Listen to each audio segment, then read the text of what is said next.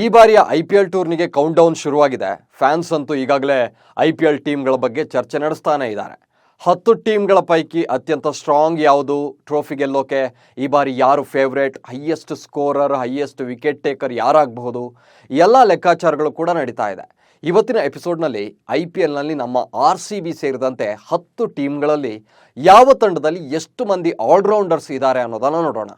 ಆಲ್ರೌಂಡರ್ಸ್ಗಳ ವಿಚಾರಕ್ಕೆ ಬರೋದಾದರೆ ಯಾವ ಟೀಮ್ ಸ್ಟ್ರಾಂಗ್ ಆಗಿದೆ, 10 ಟೀಮ್ಗಳ ಪೈಕಿ ಬೆಸ್ಟ್ ಆಲ್ರೌಂಡರ್ಸ್ಗಳಿರುವಂಥ ಟೀಮ್ ಯಾವುದು, ಇವೆಲ್ಲದರ ಬಗ್ಗೆಯೂ ಒಂದಷ್ಟು ಮಾಹಿತಿ ಕೊಡ್ತಾ ಹೋಗ್ತೀನಿ. ನಾನು ಕಿಶೋರ್ ಕೆವಿ. ಕೊನೆ ತನಕ ವಿಡಿಯೋವನ್ನು ಮಿಸ್ ಮಾಡದೆ ನೋಡಿ, ಸುದ್ದಿಯಾನದ ಸಬ್ಸ್ಕ್ರೈಬರ್ ಆಗಿ.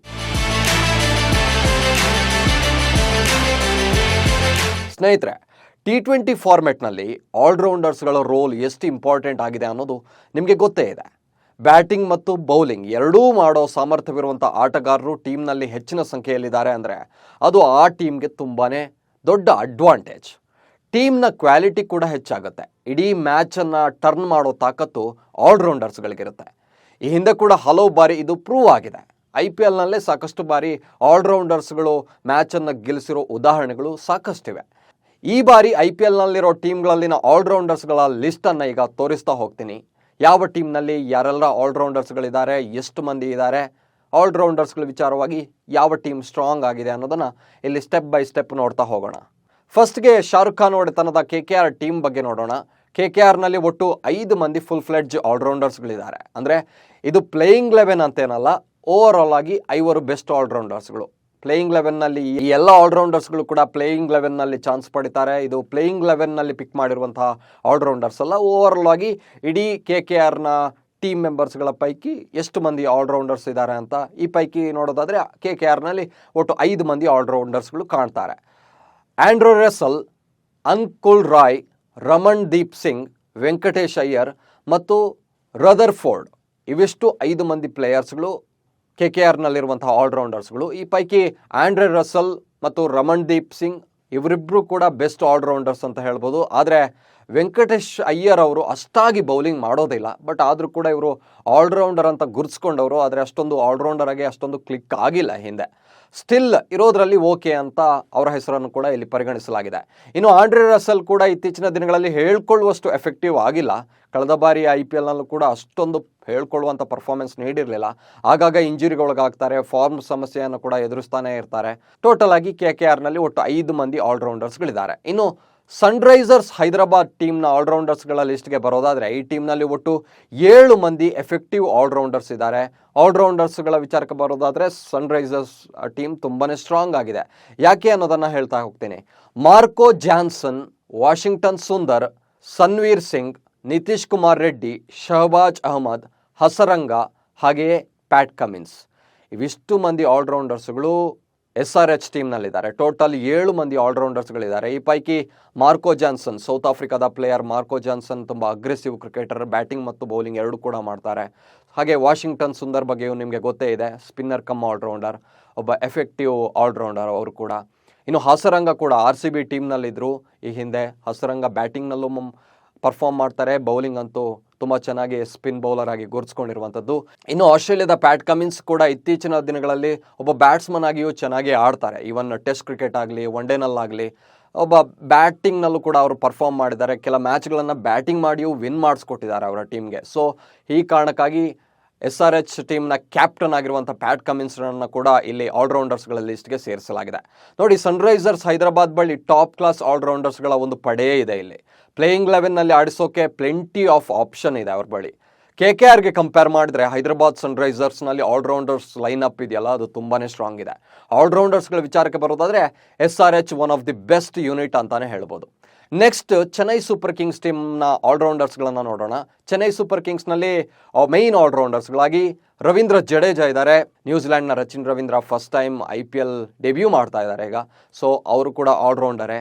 ಡ್ಯಾರೆಲ್ ಮಿಚೆಲ್ ಅವರು ಕೂಡ ನ್ಯೂಜಿಲ್ಯಾಂಡ್ ಪ್ಲೇಯರ್. ಡ್ಯಾರೆಲ್ ಮಿಚೆಲ್ ಕೂಡ ಒಬ್ಬ ಬೆಸ್ಟ್ ಆಲ್ರೌಂಡರ್. ಹಾಗೆಯೇ ಮೊಯಿನ್ ಅಲಿ, ಇಂಗ್ಲೆಂಡ್ನ ಮೊಯಿನ್ ಅಲಿ ಕೂಡ ಈ ಹಿಂದಿನಿಂದಲೇ CSK ಮೆಂಬರ್, ಅವರು ಕೂಡ ಆಲ್ರೌಂಡರ್ ಆಗಿದ್ದಾರೆ. Shivam Dube best all rounder. ಈಗ ಟೀಮ್ ಇಂಡಿಯಾದಲ್ಲಿ ಕೂಡ ಶಿವಮ್ ದುಬೆ ಸ್ಥಾನ ಪಡ್ಕೊಂಡಿದ್ದಾರೆ. T20 ವರ್ಲ್ಡ್ ಕಪ್ನಲ್ಲೂ ಕೂಡ ಅವರಿಗೆ ಚಾನ್ಸ್ ಸಿಗುವ ಸಾಧ್ಯತೆ ಇದೆ. ಶಿವಮ್ ದುಬೆ ಕೂಡ ಬೆಸ್ಟ್ ಆಲ್ರೌಂಡರ್ ಆಗಿದ್ದಾರೆ ಚೆನ್ನೈ ಸೂಪರ್ ಕಿಂಗ್ಸ್ಗೆ. ನಿಶಾಂತ್ ಸಿಂಧು, ಹಾಗೆಯೇ ಅಜಯ್ ಮಂಡಲ್, ನಂತರ ಮಿಶೆಲ್ ಸ್ಯಾಂಟ್ನರ್, ಇವರಿಷ್ಟು ಜನ ಇವರಿಷ್ಟು ಮಂದಿ. ಒಟ್ಟು ಚೆನ್ನೈ ಸೂಪರ್ ಕಿಂಗ್ಸ್ನಲ್ಲಿ 8 ಮಂದಿ ಆಲ್ರೌಂಡರ್ಸ್ಗಳಿದ್ದಾರೆ.